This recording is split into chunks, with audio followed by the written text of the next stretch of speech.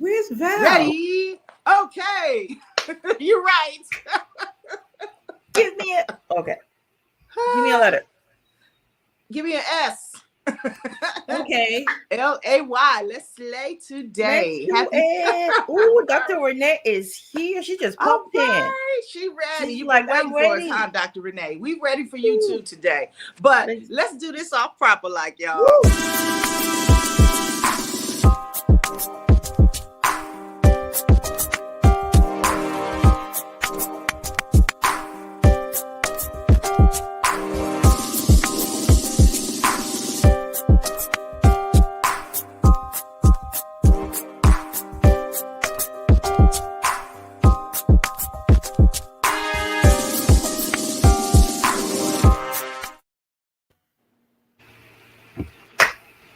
Hello. Hello. Welcome, Welcome in, goddesses. It's Hi. me. It's Self-Love Saturday. It is Self-Love Saturday, and I hope y'all ready to slay today. Glad you are here, Dr. Renee. Good morning, Queens. Yes, yes, yes.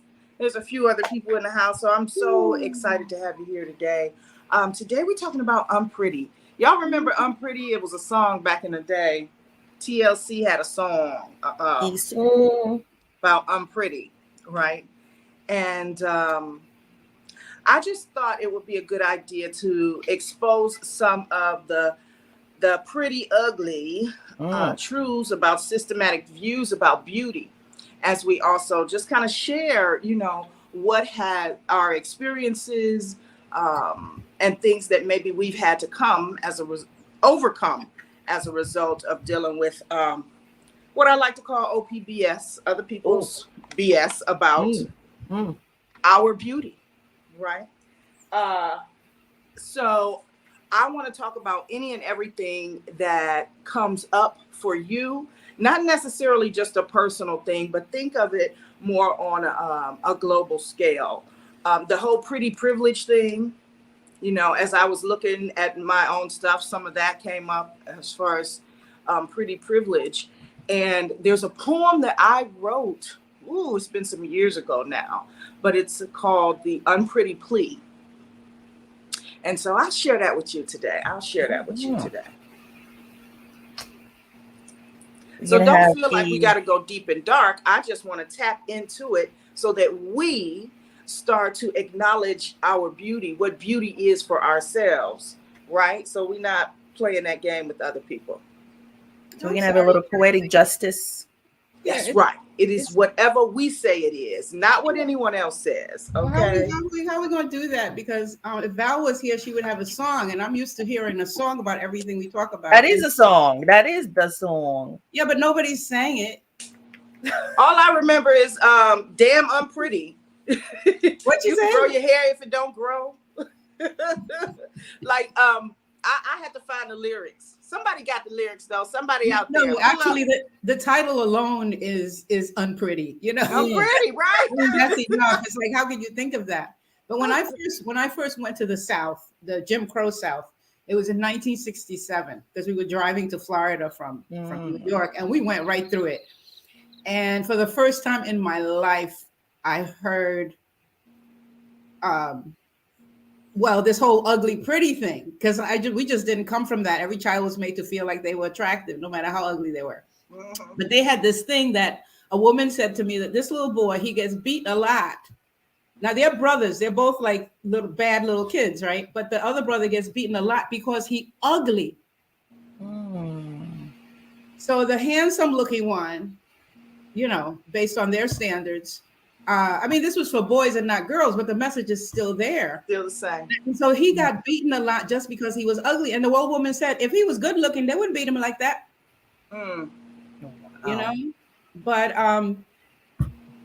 true or not true, these things happen.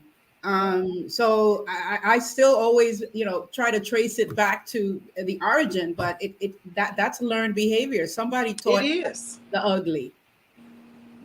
But I had lived in the North and I had never heard anything like that. Some child getting, beat just because they're ugly. Yeah. That's crazy, right? That's crazy. It is. We need healing, y'all. We need healing from No, that. we need a lot of healing. But when I look at our people, because I love our color. I When do I look at too. our people, All I of them. think we're so beautiful. Yes. You know, when I want to uplift myself, I look for videos on YouTube that just images. I don't need to hear sound, but just pictures of beautiful Black people. And they're Yes. all over the place. You don't have to look hard. Mhm. And compared to other people, you kind of have to squint your eyes. Maybe, I don't know. But for me, I just see the beauty when I see our people. Yeah. Yeah. Yeah.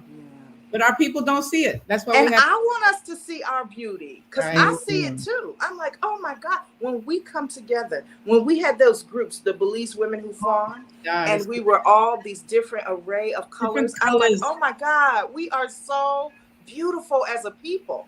And we don't even recognize our own beauty because of what's been put upon us. But I'm like, come on, y'all, let's start lifting and taking off the outside world's views of who we are, what we bring to the table. You know, you hear a lot of people like, ooh, why he with her, or why she with him? He ugly. You don't know. You don't even know. You don't know. You know, beauty is in the eye of the beholder, huh? Yes. Well, this poem comes from a different perspective. This poem for me, I thought I had done a lot of the work around letting go of some things from my past, right? And I was just in a place, and I was like, ugh, why that thing keep getting on me? What is that right now? And what I realized is it was that sticker bush piece again. You know how how I always talk about the cockleburr? Is the cockleburr? That little bush, that little sticker bush, y'all. Burr, yes. Burr, yeah, them little things you walk by and they snatch you, they jump on your skin, and you try to pull it off, you get one off, and then you realize later on you still got them little pricklies in you. You're like, woo, that. I was having one of those moments. And as a way to release or get over it, I went to my poetry. I went to my writing again, because writing really is healing for me. So, Unpretty plea. Touched by the hands of the teenage boy next door, erect from a child of about 3, maybe 4, rubs his private parts against her to explore. No one sees behind his closed door. He's trying to take pictures, this man, she doesn't know, admiring her beauty, her skin, her eyes aglow. Her nakedness he seeks to capture as she yells, no! 7 silent cries of help, please make him go. The visit she cherished and ran to on a whim. Drunkenness surrounds her. Now all she sees is grim. The thrill is long gone. Glasses filled to the brim. He's drunk, she's stuck. What the fuck? Damn, it's him. 8 to 10 brings about bigger and different things. Men admiring more than her God-given wings. Pretty girl, the men all sing. She wants to run and hide, but is paralyzed by the sting. They mean you no harm, your beauty abodes. In her mind, these are lies as her story unfolds. She fights to keep her innocence, but the world grabs hold. No trust, where's her protection? She thought, I must be bold. She's 13 now, enjoying the dance of her youth. Here he comes again, looking to satisfy that sweet tooth. Making advances, taking chances, married and uncouth. Her virginity's gone, no one knows her broken-hearted truth. Now she's drunk at 14, no longer loving life or full of pride. He won't stop, she's dying, silent screams won't subside, protecting his daughters, her sisters, maybe so his secret she did hide.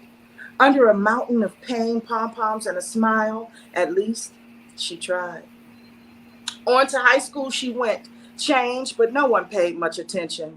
She somehow managed to muddle through her world of dissension, praying that her path of the past she would never have to mention. She made it. She's a woman now with children of her own. Some men still gawk and cool, but she's proud, married, and grown. Far from the past, oh yes, at last she's moved on. Her family, a few friends, and extra weight are her security. She protects her children vigilantly, determined to keep their purity. The hurt of the past is stifled for now, front and center, her obscurity. Now in her 30s, no real worries. Well, just one. She's divorced. That secure yet obscure life was really something forced. She created a fantasy which became a lie, of course. Reality hits, she's alone. What to do? Get to source. For years, she asked her creator to please unpretty me, or at least let not my beauty be the only me people see. No judgment of appearance, but of character and integrity. Consumed with work, family, and still such insecurity. Something within stirred her heart. She was moved by the Spirit. She thought it was some sort of dream and couldn't fully hear it. I say unto you that you are the truth of the divine Spirit. It lives within you. Hear my command and begin to walk in it. In the source, she found the truth of who she really is. She grew in courage and strength. Yeah, baby, she's a whiz. She pulled the past to the present and handled all that biz. Now she's full of love and laughter, and all that matters already is. No more pleas of, oh God, please unpretty me. For she knows she's divinely created and is the epitome of source, exactly who she was created to be. No more pleas of unpretty me.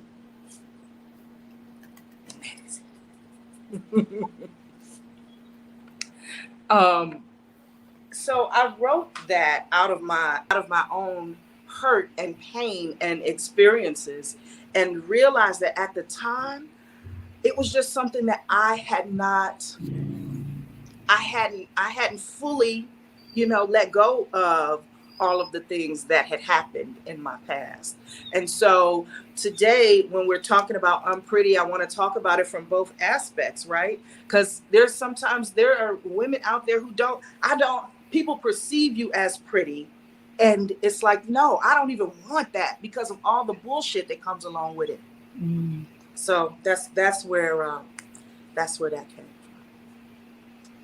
from. Glad you brought that up, Goddess, because it's the process of that realization doesn't happen in a vacuum. And there are many of us who, either with that experience or different degrees and levels of that same type of experience, just take it on and we don't seek therapy for it. We don't seek ceremony for it. We don't really talk it out with the right people, because right.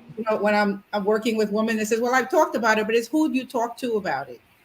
Yeah. And in our whole descendancy culture, there's been more encouragement to suppress the information than even the evidence, like the babies, right? Mm-hmm. So there's been more effort and ripening that way of dealing with it, to just hide it, to put it away, it didn't happen, to gaslight it. Mm-hmm.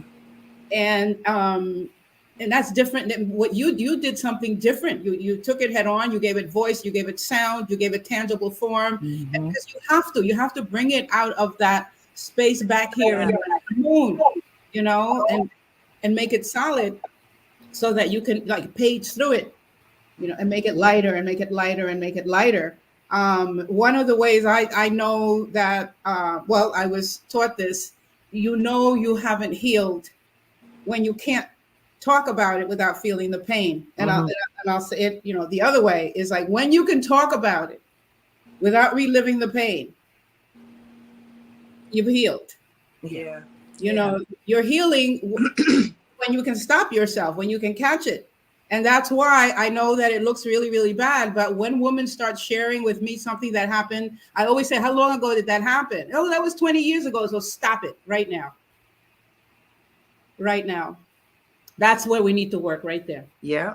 Yeah. Go ahead, Tracy. I'm sorry. I was going to say, it took me some years even to not cry while I was reading that.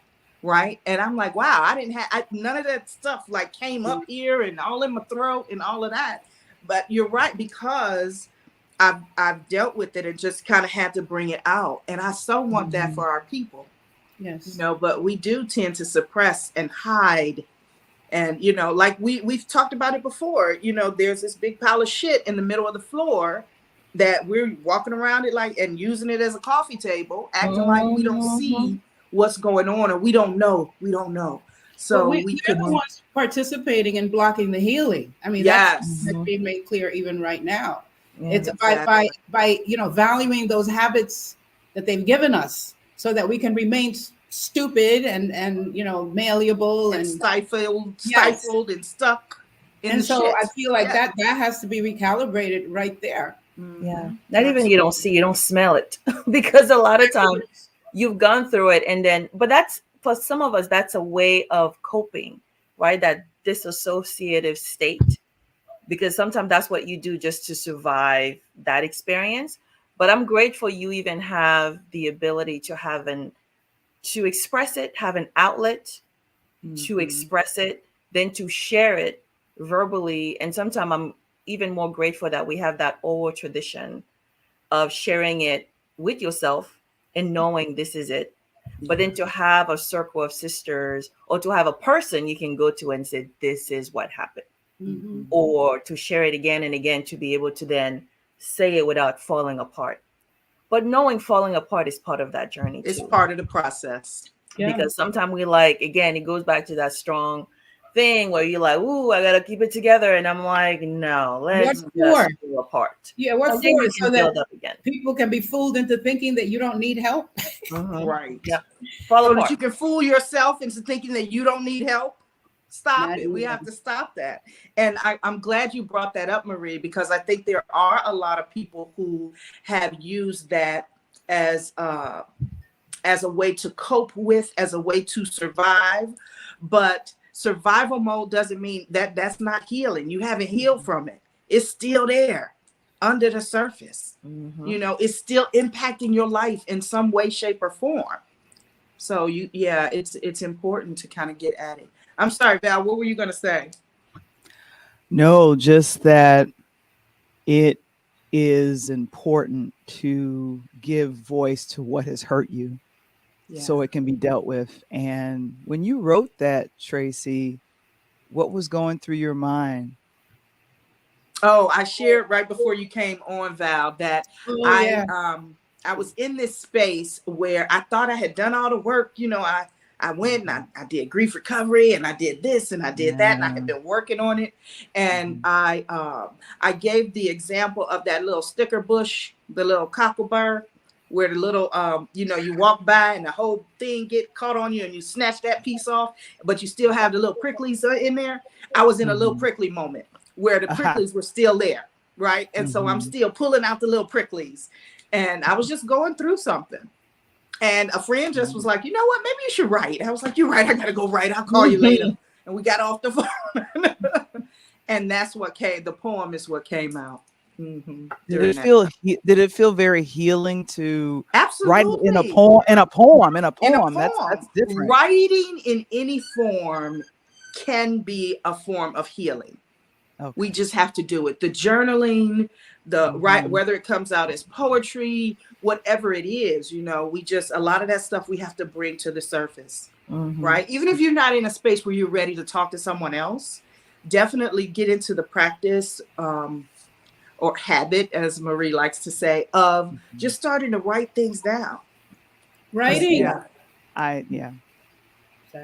Go ahead, Mount Spirit. Well, a couple of things I wanted to say. Let's see which one is more important.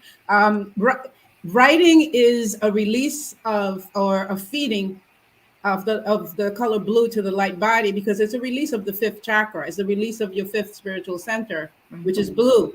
So when that's blocked, like when you're not writing or expressing it some kind of way, even if you're singing it or letting it out from here, it gets blocked. So all of your psychic senses, your ability to sense the truth, to speak the truth, all of those things get hindered. So when we write, that's why writing is so magical. That's why these writing courses are so magical, because they feed your light body blue. So now you can heal all of the imbalances from around here. Yeah. The healing I've felt with my my screenplay.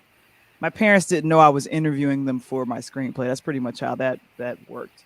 I wanted to find out. There was one fight that they had that I remembered, and I literally based the entire screenplay on that fight. I witnessed it at like 6 or 7 years old, and just kind of that getting over. I dealt with kind of that abandonment that I felt from my dad leaving the family. Now a lot of that came up, unfortunately, when he passed, because uh, his wife, the one he married was the one that broke up the marriage, which is weird. And he was Catholic. In the Catholic religion, if you divorce, it's something crazy where they don't acknowledge your second wife or something like that. So the obituary was written where I came out like a bastard child, and the only person that he married was my stepmother, and I was like, I felt the pricklies. All of that came up. I was like, I thought I had healed from that from writing a screenplay about this and was trying to sell it. And then I had to go back and deal with that. And I definitely dealt with that in grief recovery when I did outlining things how I felt about my father. But it is imperative that we find healing from what hurts us, what makes us feel unpretty, because abandonment can make a daughter feel unpretty. Very good. Yep, those wounds come up. I mean, I think both mother. Go ahead before. No, go ahead, because I was going to comment on something else that you said.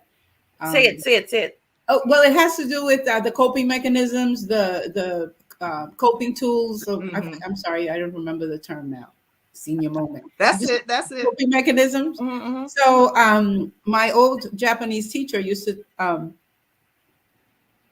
Was a lesson that she gave me about a coping mechanism. It's like a vessel that you use, like you're in an island and where you're trying to go is another island.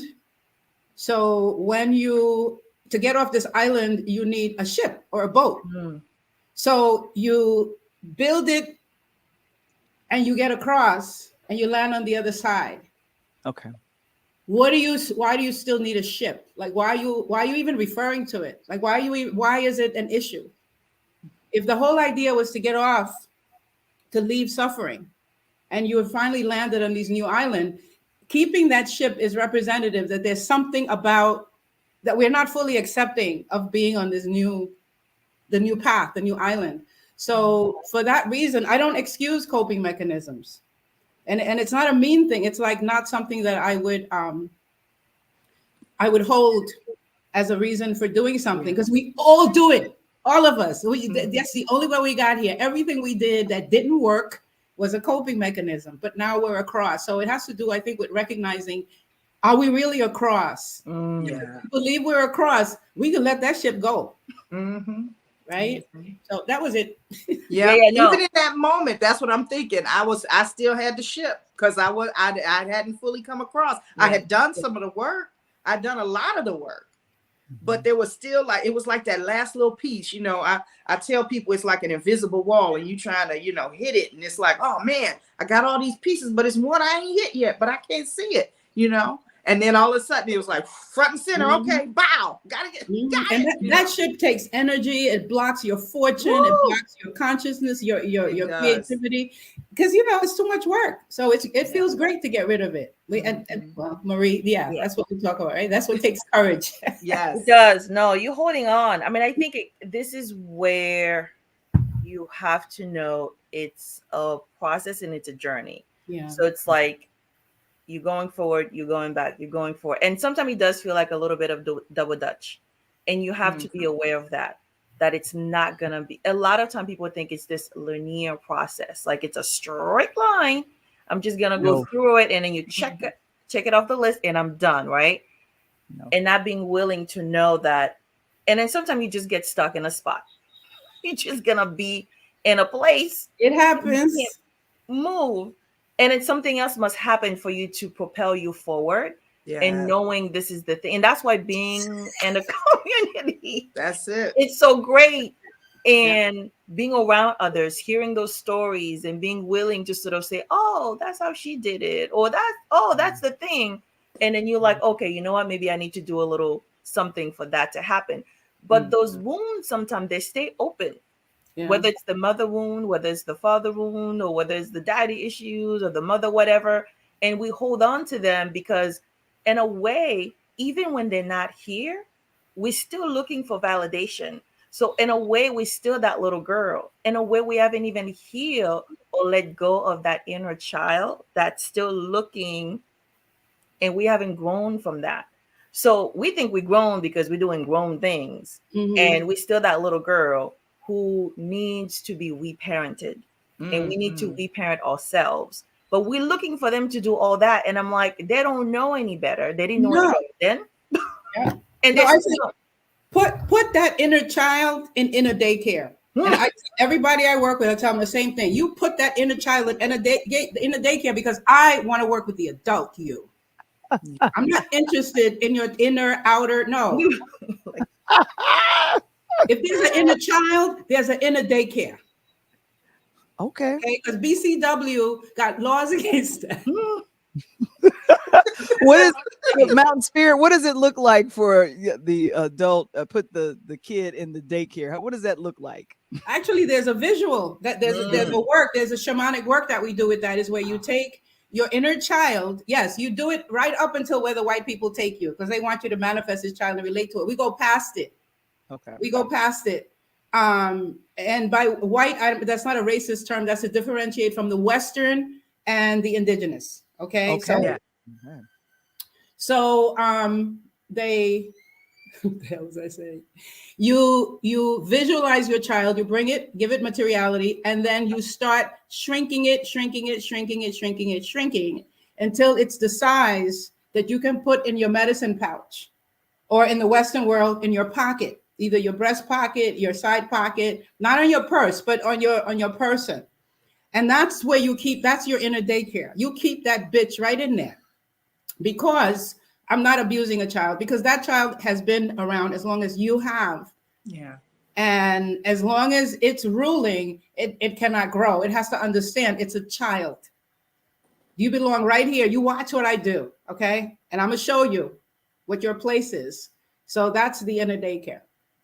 And it's learn. You can learn that. And I think that's where guidance comes in. And that's why having someone who can say, this is where it needs to be. And again, a lot of those things, you know what you know.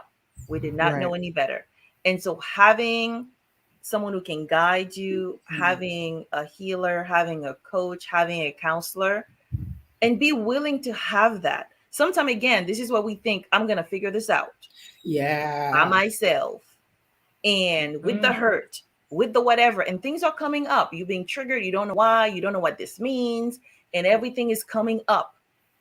And having someone who can say, that's what that means. And be able to process it and reflect on it and be able to sit with it. Because sometimes we just want to fix it. You don't need to fix it. Like, sit with it and have somebody say, you know what? Why don't we just process this part? And then just a little bit at a time. But we just want to rush through it and run through and be able to fix stuff, right? This is something that has happened through your lifetime.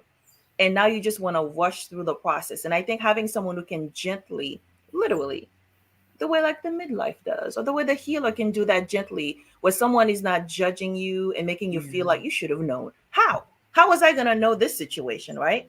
And so this is where you take the time and say how, and asking the questions too. This is where, again, finding the answers is not even the most important thing.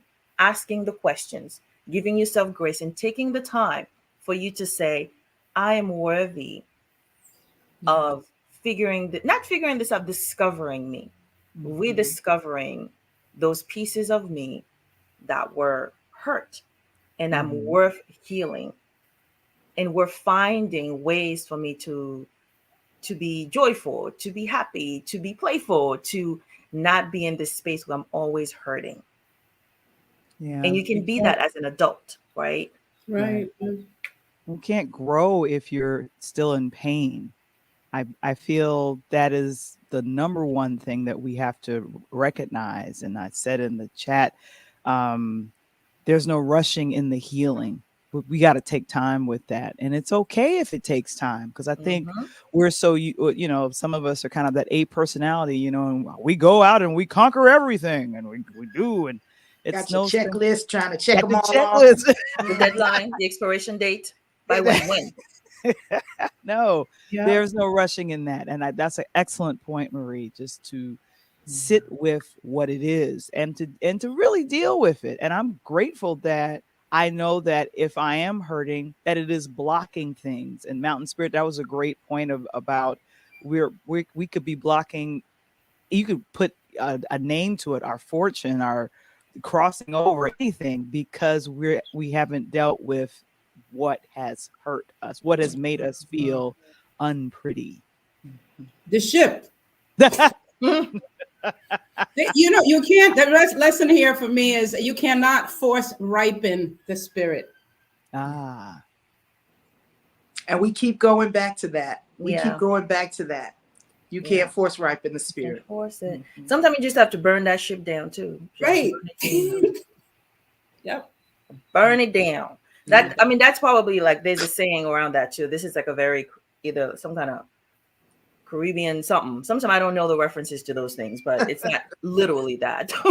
But it's just depending who's listening, they're like, ooh. But it's those things where you have to do symbolically, where you may have to do something to ceremonialize. Absolutely. Because, and again, this is what you were saying. There are rituals that needs to happen for you to release those things, or they're gonna keep coming back up. And this is when you think I've dealt with it, and you have not. And just because you're saying things or it sounds great, and we live in a culture where we do so much lip service about healing and mental health and self-care and self-love. We're saying all kind of good stuff, but we refuse to practice it. We refuse to apply it. We refuse to live it. And we have to do the work collectively, and we have to invest in it. But because we're talking about it so much, and we think that that's the thing. we think that that's it. Or read all the books. We read the books. We did, yes, video, exactly. Took the workshop. Exactly. Like, and so I'm like, okay, right. Even in our own community, I'm like, okay, y'all, it's time to go deeper. It's time for us to take that next step. What we've done is right here. We got to go deeper, and then we got to, to live higher, to live on a different vibrational plane. We got to go. You got to go deeper. You got to learn to release and overcome what needs to be released and overcome those things that are still ailing you. So when I say that, you got to release and overcome anything that ails you, is still bothering you. That's some going deep stuff. Some of that stuff you got to go deep and move out of the way. And then you got to create and keep what sustains you. Right. But we got to realize that, okay, I'm doing this. I'm going through the motions. And when we come to Clubhouse, it sounds good. And everybody is like vibing high, and we are sharing our love and our gratitude and all of that. And that's wonderful. But there's so much underlying work that still has to be done. Has to be done. And we can do that together. We can. Not by yourself. We can. We can do it through writing and healing. We're out of time, but next week we are going to start talking about the Right Now weekend retreats, because, man, they are on the horizon. We've got one coming up April 29th through May 2nd. And I wasn't even expecting to start talking about it now, but since we brought up how healing writing is, oh my gosh, it's all inclusive too. Just so you know, it's all inclusive. It's right here in Vegas. So we're going to get to party. We're going to get to play. We're going to get to heal. It's going to be some crying. It's going to be some laughing. But we're going to collectively write an anthology of her healing, evolution, and rebirth. It can be an anthology of her and whatever collectively that thing is that we decide we want to write when we get together. I'm telling y'all, this is such a powerful now. It's a powerful now. Right. So get to Vegas. I'll be sharing more information in the description. You'll have a link, everything. It'll be there. So over the weekend, I'm posting everything. But I had to start here in my own community, sharing here, because I want us to do our own healing, to write our own book. And we're gonna become best-selling authors together. Yes. Isn't that an exciting thing? Yes. Very exciting. And step one is to connect with Tracy. Sometimes people are like, what Tracy? Huh? Tracy. What do I do? Tracy. Huh? Huh? What do I Tracy? All the questions. One source, Tracy. Right. You keep pointing them my way. I'm waiting for the phone calls. I got phone calls, email Trey@slaywithtrey.com. Yes, come on over. You send me an email. Many of you have my phone number already now. Come on, stop it. Or you have access to someone who will give it to you. All right. So thank you all for sharing today. Thank you to those of you who are in the chat. Come on over to the club. We are heading over to Clubhouse for Me Moments Part 2, where we get together, we share our gratitude, intention, affirmation of the day. We'll continue a little bit of this conversation and just enjoy each other's company this morning. For everyone else, go out and slay your day. It is Self-Love Saturday. Do something amazing for you. All right. Much love to you all. See you back here next week. Bye.